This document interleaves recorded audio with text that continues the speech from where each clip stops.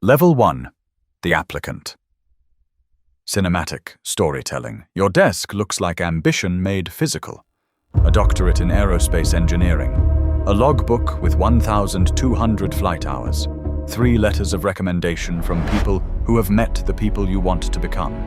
A physical fitness report from a doctor who said you were, and she used this word carefully, exceptional, professional. Storytelling. You open the NASA website, the application portal. The requirements scroll down the page like a checklist someone designed to be impossible and then made slightly harder. Dramatic storytelling. Advanced degree in a STEM field. At least 3 years of relevant professional experience. Perfect vision or correctable to 20/20. Height between 62 and 75 inches. The ability to pass a NASA long-duration flight physical. A medical examination designed around a body that will spend months in an environment that actively tries to destroy it. Serious. Speaking slowly. You check every box. Serious. Speaking slowly. You submit the form. Serious. Speaking slowly. Then you wait. Professional storytelling. In 2021, NASA received 18,300 applications for 10 astronaut candidate positions. That number is not a dramatic rounding. It is the precise figure from the agency's own records. 18,300 people with graduate degrees and flight hours and letters from people who knew people, all submitting the same form into the same system at the same time. Iris speaking slowly. The acceptance rate was 0.054%. Storytelling. For context, Harvard Law School accepts roughly 13% of applicants.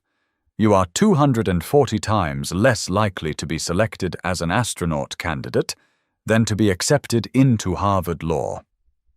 Serious storytelling. Most people who apply never hear back.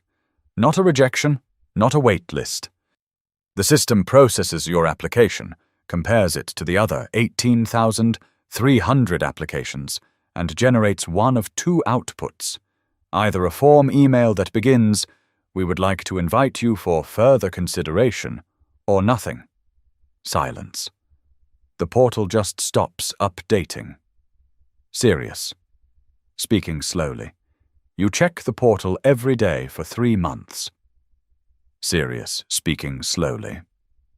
On a Tuesday morning in October, the portal changes. Serious. Speaking slowly. Of the 18,120 were called. Serious storytelling. Gasp. You are reading about it because you were one of them. You do not know yet what that means.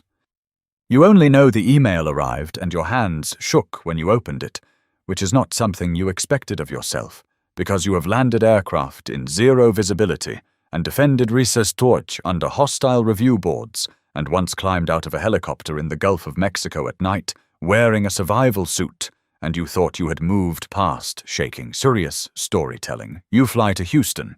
Level 2. The Finalist. Cinematic storytelling. Johnson Space Center does not look the way you expected. You thought there would be something monumental about it, something that announced itself. Instead, there are beige buildings and parking lots, and a cafeteria that smells like every government cafeteria you have ever been in. Storytelling. They check you in. They give you a badge. They tell you the schedule for the next 2 days. Serious storytelling. Day 1. Medical evaluation. Blood panels. Eye tests. Cardiovascular stress tests run by doctors who do not make small talk and write down numbers without explaining what the numbers mean. Serious, speaking slowly. Day 2. The panel interview. Dramatic storytelling. 50 people sit in the room when you walk in. Every one of them is a NASA astronaut. Some of them have been to the ISS multiple times.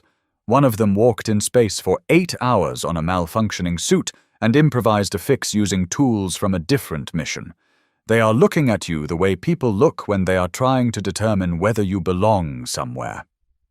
Dramatic storytelling. There is a rule. Unspoken and total. You do not ask whether you will be selected. The question disqualifies you. Not formally, not on paper, but in some accounting that happens in the room before you arrive. The panel does not want to hear that you want this. They already know you want it. Everyone in the room wants it.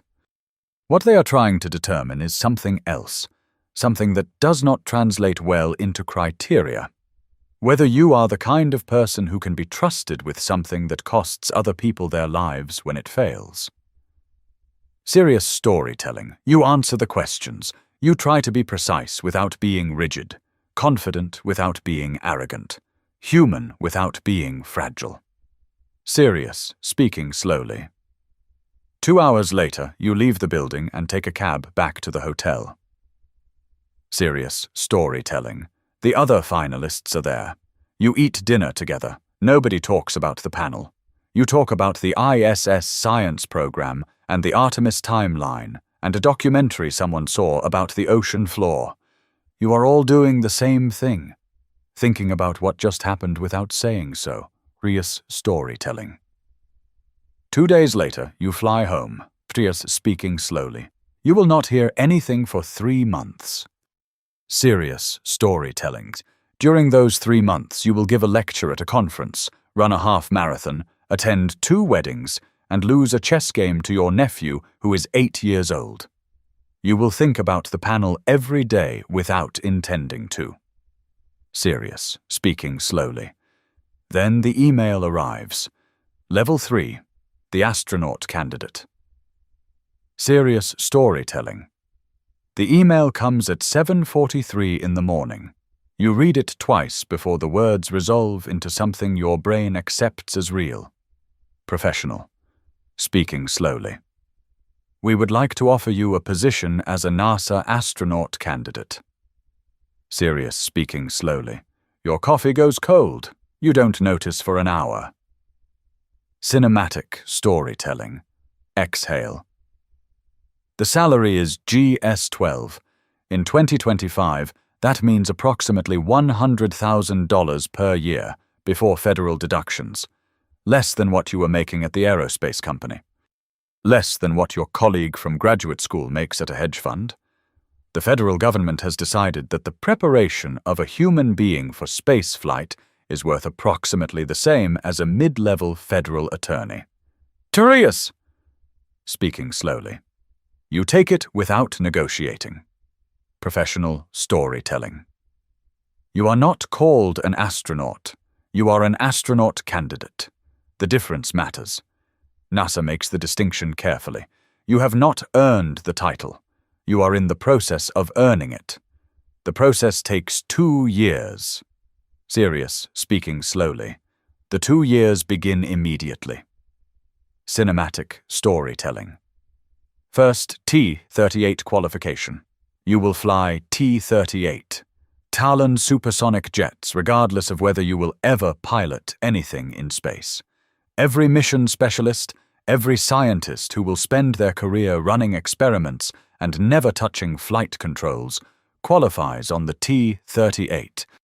The official reason is time pressure decision-making. The unofficial reason is visible the first time you are in the aircraft at altitude with an engine problem and 8 seconds to make a choice, and you either make it or you don't. The system is not interested in people who freeze. Cinematic storytelling. Second, the Neutral Buoyancy Lab, a pool containing 6.2 million gallons of water. Submerged at the bottom, a full-scale replica of the ISS modules. You put on a spacesuit that weighs 300 pounds, and you descend into the water, and you practice. 1 hour of EVA in orbit requires 7 hours of practice in this pool. Your fingers go numb. The suit makes every movement cost 3 times what it should. You learn to be precise with hands you cannot feel. Professional. Storytelling.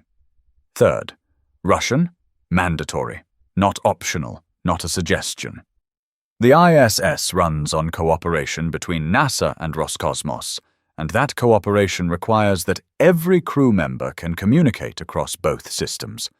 You study 3 times a week with an instructor who grew up in St. Petersburg and has the patient, slightly exhausted expression of someone who has taught the same language to very capable people who assume they will be good at everything.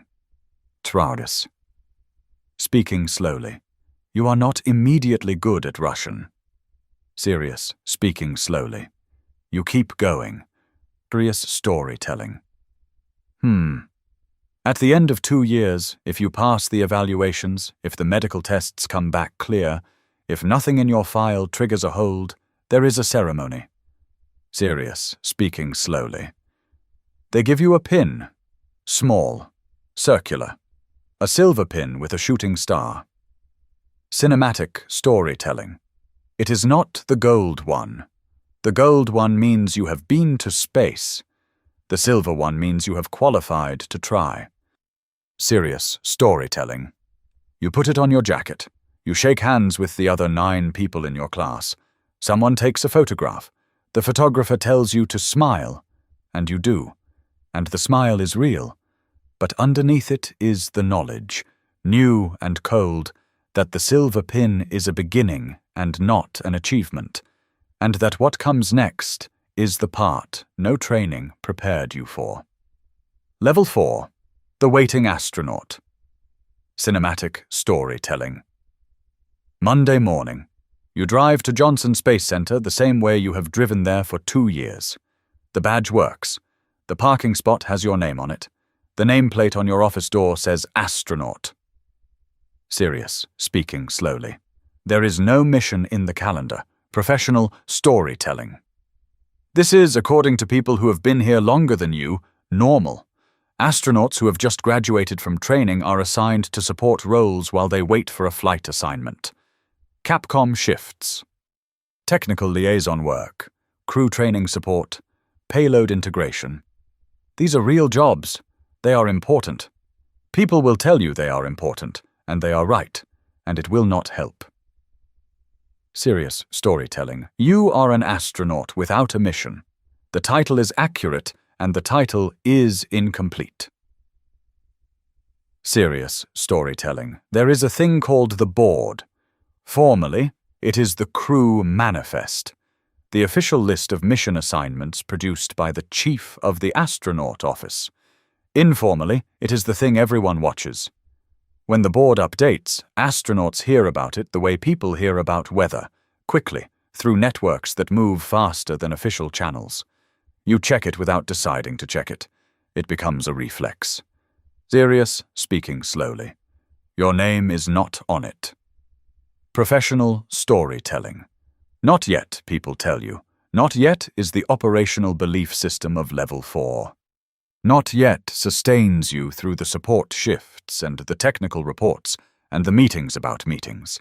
Not yet is the thing you tell yourself when someone from your training class gets assigned and you attend the crew announcement and clap and mean it and drive home on a highway that feels longer than it did that morning. Cinematic. Authoritative. According to a Space.com report citing figures from 2005, roughly 1/3 of all active NASA astronauts at that time had never flown in space. Selected, trained, badged, pinned, never flown. Serious, speaking slowly. The silver pin does not become gold by waiting. Professional storytelling. Some astronauts wait 1 year. Some wait 5. Some wait 10. Some leave NASA after a decade of support roles, having never been assigned, having given the best years of their professional lives to a system that selected them and then found other uses for them. Serious, speaking slowly. They are the ones nobody makes documentaries about. Serious, speaking slowly. You are still here. Your name is still not on the board. Serious storytelling. The board will update again in 6 weeks. You know this because everyone knows this. Serious, speaking slowly.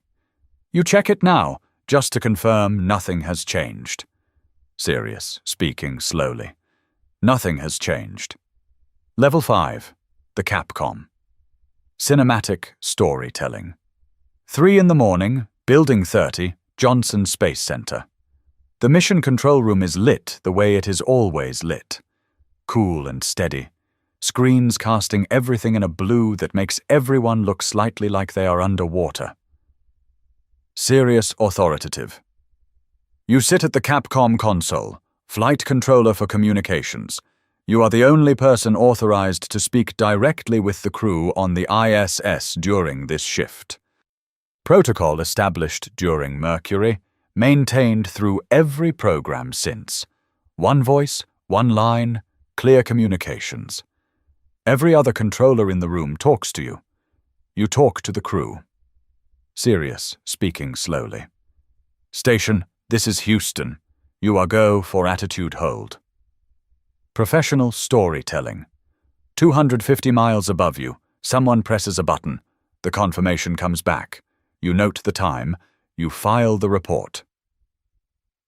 Sirius, speaking slowly. This is what proximity without possession sounds like. Storytelling. CAPCOM is considered an honor. It is the assignment given to astronauts who have demonstrated judgment, technical fluency, and the ability to stay calm in the gap between what the crew says and what the crew means. Some of the most respected names in the astronaut office spent years at this console. It is not a consolation prize. Sirius, speaking slowly. And yet, serious storytelling. You know exactly what is happening up there right now. You trained for it. You have practiced every contingency in the simulator, often with the same people who are executing those contingencies above your head at this exact moment. When the carbon dioxide scrubber showed an anomaly 3 weeks ago, you were the voice that walked them through the diagnostic. You knew the steps before they did. You had memorized the manual 18 months ago for exactly this reason. Sirius. Speaking slowly, you did not go up to fix it. Professional. Storytelling. You told someone else what to do, and they did it, and the anomaly resolved, and you filed the report. Professional storytelling.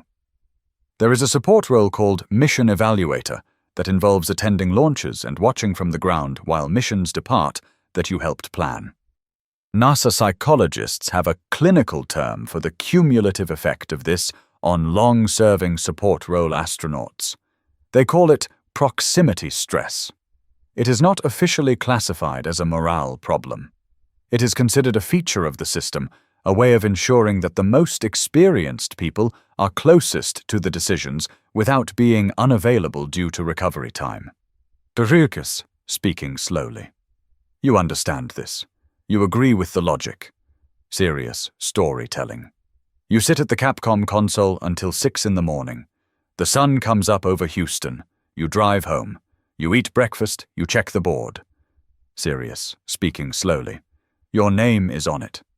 Level 6, the first flight. Serious, authoritative. The launch seat vibration is not a metaphor. It is a physical event that starts in the soles of your feet and moves upward through your body with a deliberateness that suggests the machine is checking its work. 9 minutes. Atmospheric ascent. Stage separation. You feel it twice.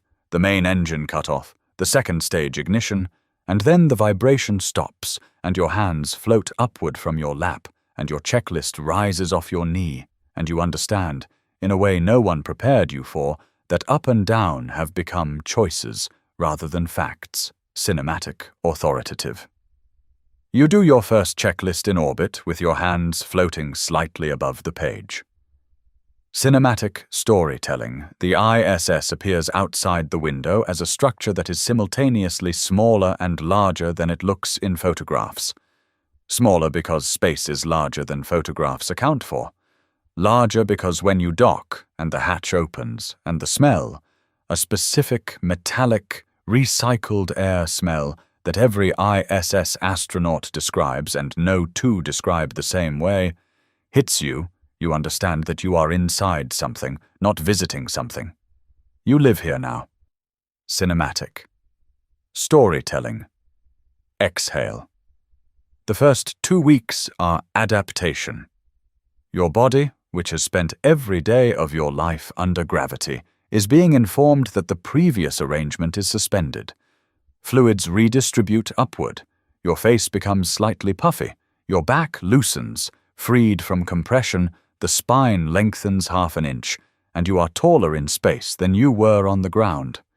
Your sense of where your limbs are becomes unreliable, and then reliable again, and then different. Cinematic authoritative. You spend 2 to 3 hours a day on the exercise equipment, not because you want to, because if you don't, you will not be able to walk when you return to Earth. Bone density leaves the body at a rate of 1 to 2% per month in microgravity. Muscle mass follows. According to Scott Kelly's account of his year-long ISS mission, he required help walking after landing.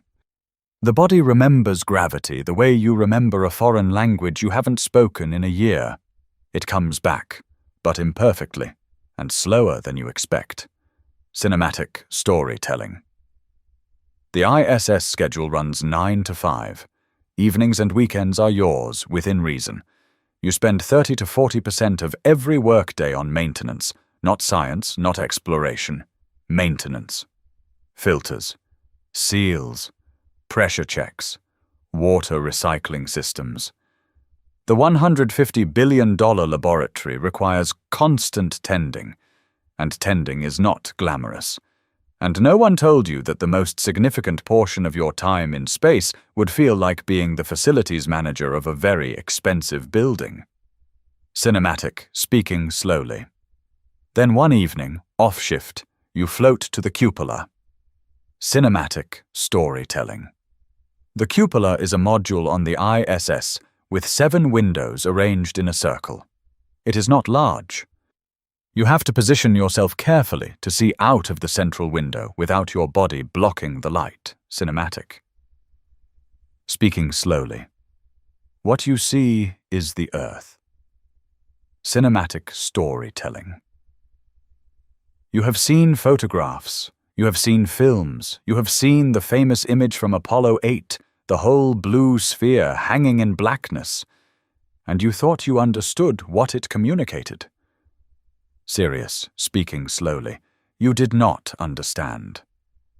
Cinematic storytelling. The Earth from the cupola is not an image. It is a fact. It has a curve that you cannot unsee. It has a thinness. The atmosphere, the band of blue air that separates the planet from the vacuum. That is startling in its fragility. From 250 miles up, the atmosphere looks like the rind of an orange. A millimeter of rind on a sphere the size of a basketball. Cinematic storytelling. Every astronaut who has ever looked out the cupola describes this moment. Not in the same words, but with the same quality of difficulty. The feeling of being dissolved, and then reassembled slightly differently. The feeling that something you had believed to be abstract, the planet, the species, the common project of being alive, has become visible and physical and incomprehensibly large and incomprehensibly small at the same time. Serious. Speaking slowly. You did not cry, or you did. The distinction stops mattering. Serious storytelling. Later, at the end of the mission, they bring you home. The re-entry capsule lands in the ocean. They pull you out of the capsule and sit you in a chair on the recovery ship. And your body, which is accustomed to no gravity, is relearning what one gravity means. For 3 days you cannot walk without support. Serious, speaking slowly. The gold pin goes on your jacket next to the silver one. Level 7, the ISS Expedition Commander. Cinematic storytelling. The handover is a ceremony that looks like a logistics transfer. The outgoing commander gives you the station logbook. The words are formal. The ceremony is brief. When it is finished, 6 people on board the station are your responsibility. 2 of them are Russian cosmonauts. 1 is Japanese. 1 is from the European Space Agency. The weight of what you are now responsible for is not dramatic. It simply arrives. Serious storytelling. Your day begins with a systems review.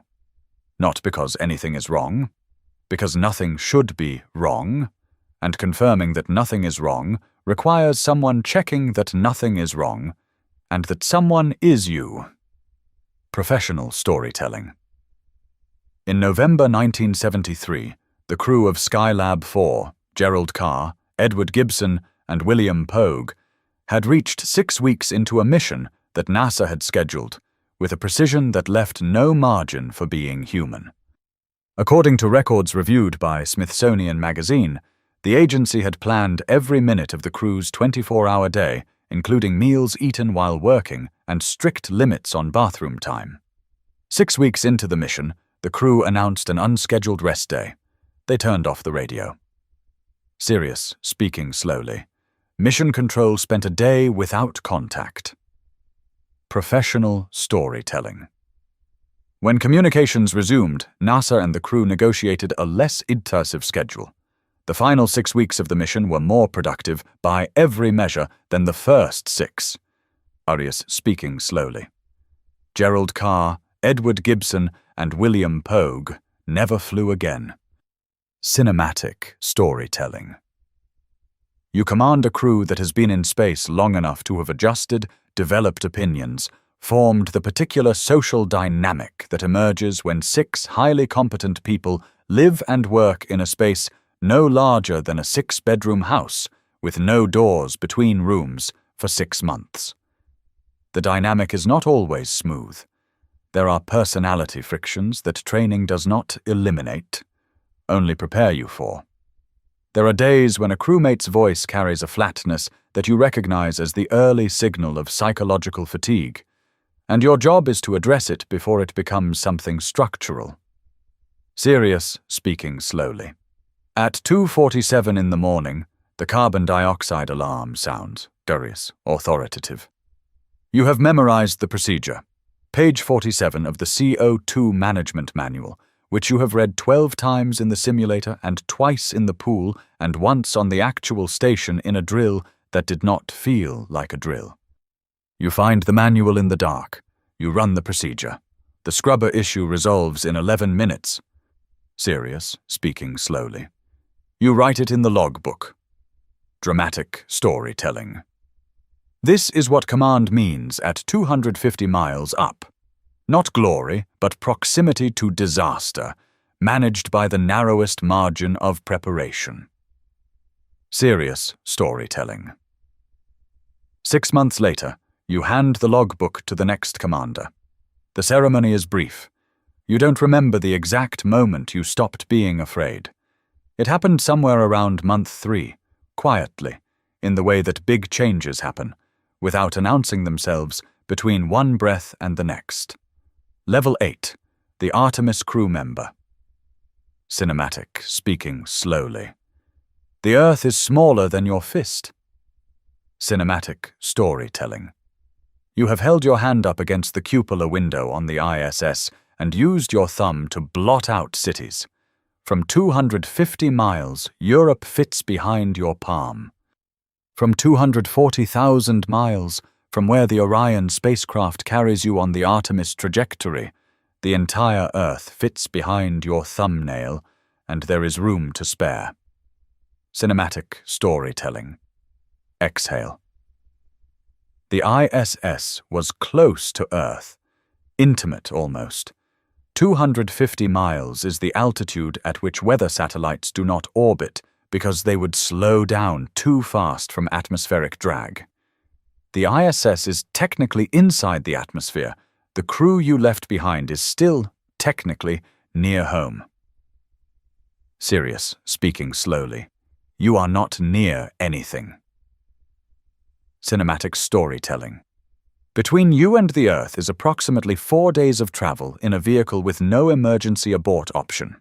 Between you and the Moon is the geometry of a transfer orbit calculated by people who have spent their careers ensuring that the math is correct. You have read the math. You trust the math. You are also 240,000 miles from the nearest other human beings, and trust and distance are not the same thing. Cinematic storytelling. The first humans to go beyond low Earth orbit since Apollo 17, December 1972, were the crew of Artemis 2, Commander Reed Wiseman, pilot Victor Glover, mission specialist Christina Koch, and Canadian Space Agency mission specialist Jeremy Hansen. Their mission launched April 1, 2026. It completed a lunar flyby and returned the crew safely to Earth on April 10th. The mission was watched live by 10 million people. Serious storytelling. You are on a subsequent Artemis mission. You know the names of the 4 people who went before you. You know their mission profiles. You know the adjustments made based on their experience. Cinematic speaking slowly. The moon does not look the way it looks from Earth. Cinematic storytelling. From Earth, the moon has a softness to it, a luminosity that suggests distance. Up close it is geological. Crater walls, regolith, a surface that has not changed in a meaningful way since the last time a human looked at it from this distance, which was 1972. There is no atmosphere to diffuse the light, so the shadows are absolute. The line between sunlight and shadow is a wall rather than a gradient. Cinematic authoritative. Buzz Aldrin, after walking on the surface in 1969, described it as magnificent desolation. He later wrote that returning from the moon had removed his sense of direction, not physically but existentially. There was nowhere left to go that wasn't smaller. He fell into depression and alcoholism in the years after Apollo 11. According to his memoir, Magnificent Desolation, the achievement had consumed the dream, and there was nothing after the dream. Cinematic storytelling. You are not on the surface yet. You are in orbit. You have been further from Earth than any human in 54 years. Serious storytellings. You are one of 4 people alive who know, in their body, what that distance actually means. Level 9. The Mission Commander. Cinematic storytelling. April 1st, 2026. 6:35 p.m. Eastern Daylight Time. Kennedy Space Center, Launch Complex 39B. Cinematic authoritative. Reed Wiseman sits in the commander's seat of the Orion spacecraft. To his left, Victor Glover. Behind them, Christina Koch and Jeremy Hansen. The SLS rocket beneath them contains 8.8 million pounds of thrust. Outside, 10 million people are watching on screens across the world. Inside, Wiseman is running through a checklist. Serious authoritative. The checklist is the same one he has run in the simulator approximately 200 times. He knows it the way he knows his own breathing. He runs it again. Serious authoritative. The system does not care that you have run the checklist 200 times. The system cares only that you run it now, correctly, in real time, with the fuel loaded and the countdown proceeding and 10 million people whose names you do not know holding their breath. Dramatic. Speaking slowly.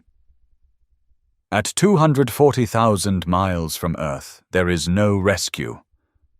Dramatic storytelling. If the life support fails, there is no second crew. If a propulsion system malfunctions, the abort scenarios are limited, and the outcomes of the worst scenarios are not scenarios anyone in mission control will say aloud in public. The contingency plans exist. They are very detailed. The commander knows them. The commander is, under those plans, the person who makes the final decision. Brightus, speaking slowly.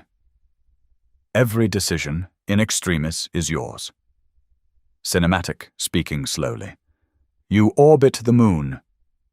Cinematic storytelling. Exhale. You are farther from Earth than any human since the crew of Apollo 17 in December 1972. You look back at the Earth through the Orion window and the overview effect, which you have already experienced on the ISS, which you thought you understood, is different at this distance. At 250 miles, The Earth is large. At 240,000 miles, it is a marble. Sirius, speaking slowly. The mission lasts 10 days. Sirius, authoritative. You splash down in the Pacific Ocean on April 10th. The Navy retrieves the capsule. You are helped out of the hatch and placed in a chair on the deck of the recovery ship. Your legs do not immediately work. This is expected. This is in the medical protocol. Sirius, speaking slowly. There is a press conference. Cameras. Questions about how it felt.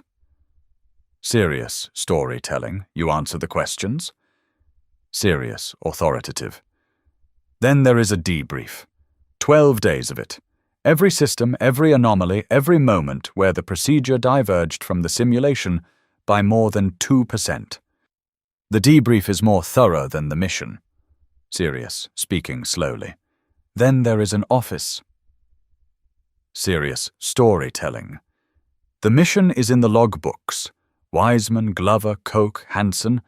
In the record alongside Armstrong, Aldrin, Collins, Bean, Conrad, Gordon, the system has what it needed. Cinematic storytelling.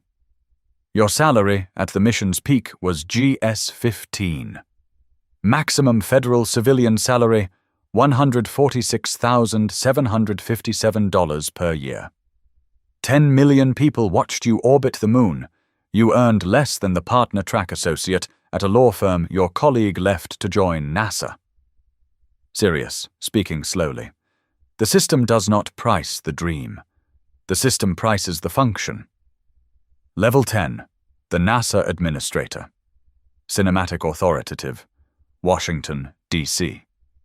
An office in a building that does not look like a place where the future of human spaceflight is decided. A window that faces east. On your desk, a budget document showing $25 billion, a crew manifest for Artemis 3. A memo from a congressional subcommittee requesting testimony on the ISS deorbit plan. Professional, speaking slowly. You are the administrator of NASA. Cinematic storytelling.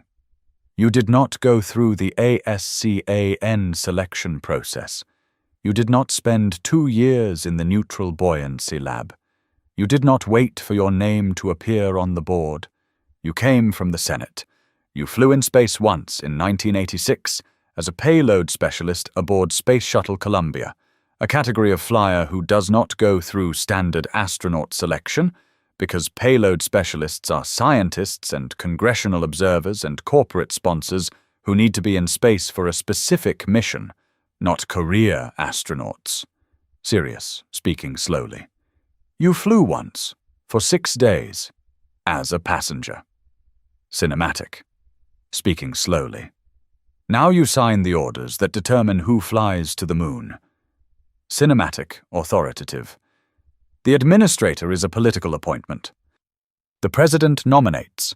The Senate confirms. The person who occupies this office is not required to have passed the physical, the panel interview, the T-38 qualification, the Russian language requirement.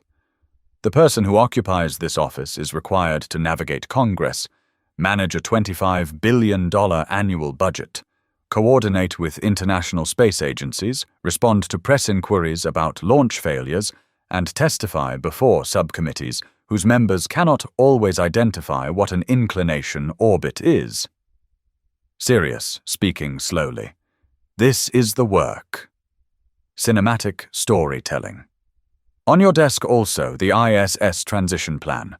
The International Space Station, continuously inhabited since November 2, 2000, is scheduled for controlled deorbit in 2030. The $150 billion structure, 30 years of continuous human presence in space, the most expensive object ever built, the only place beyond Earth's surface where human beings have lived for 3 decades, will be guided into the atmosphere and burned, and the surviving fragments will fall into a pre-calculated zone of the South Pacific Ocean called the Point Nemo Spacecraft Cemetery. Sirius? Speaking slowly, you will sign the authorization documents. Dramatic, authoritative. The system builds things. The system destroys things. The system decides which humans get to leave the planet, and when and for how long. The system does this with budgets and manifests and political calendars and the signatures of people who may never have looked at the Earth from the outside. Serious storytelling. You look out your east-facing window. Cinematic, speaking slowly. The sky is blue. It is always blue from here. At level 1, you held an application and looked up. At level 10, you hold the budget and look down. At manifests, timelines, political calendars, the deorbit trajectory of a structure that has been home to 273 people. Cinematic storytelling. Every person at every level is shaped by the system before they can shape anything within it. The Ascan with the silver pin, waiting for their name on the board.